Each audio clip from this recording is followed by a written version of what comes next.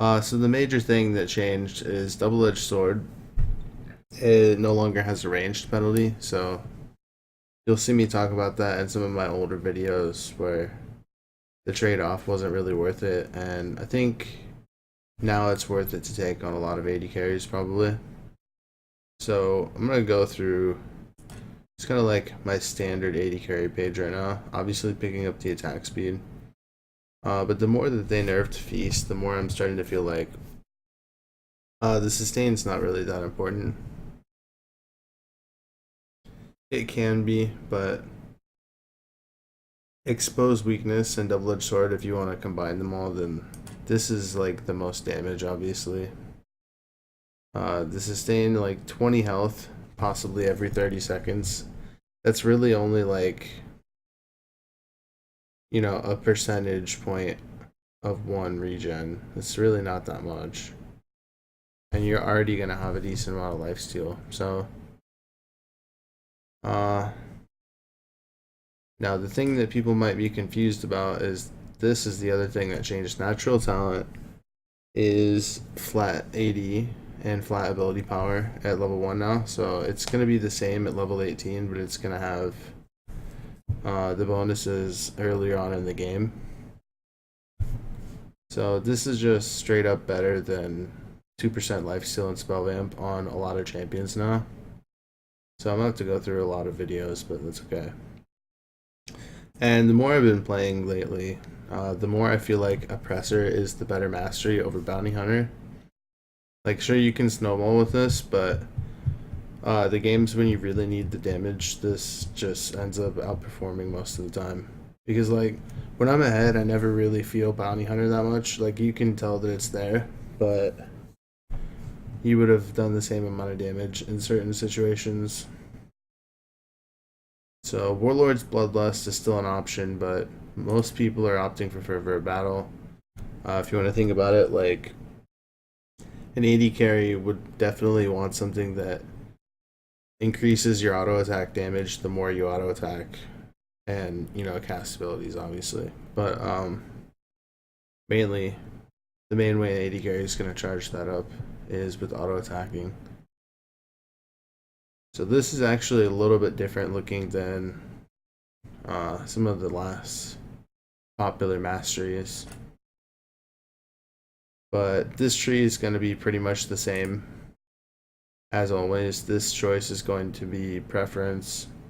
I've been going assassin a lot lately. Just because anytime you are alone, you're going to want that extra damage. And Secret Stash and Runic Affinity aren't that important to me.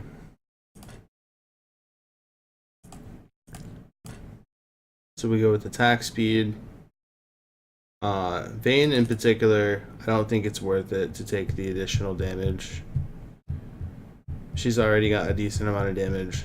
So the thing is, if you decide to take double-edged sword on Vayne, who's already having a tough time surviving, then it can just mean that instead of you being able to kite some people out, they just straight up kill you. So I don't think she needs that. I think you want the extra sustain.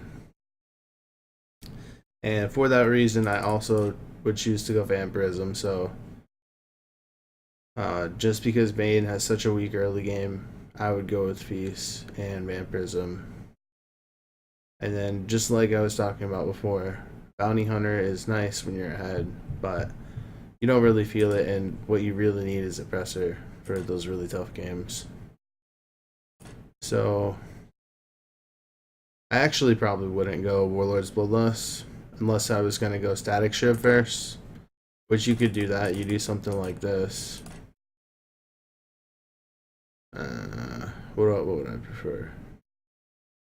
You go Warlord's Bloodlust, you probably want Assassin.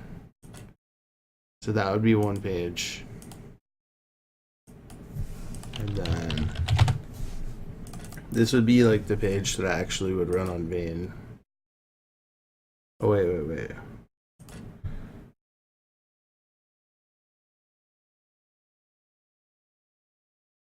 Yeah, okay. Here's the Warlord's Bloodlust page.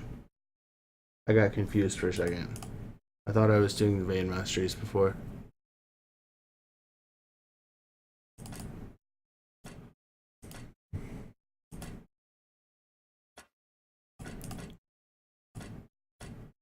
I actually take Secret Stash on Vayne. Again, just to get through the laning phase. You need like every bit of that sustain. So for someone like Jin, you still want to take Sorcery. You definitely take Double-Edged Sword now. Take Natural Talent. Oppressor is just really good for Jin's ultimate, so I can see that being good. Definitely go for the Armor Pen and Deathfire Touch.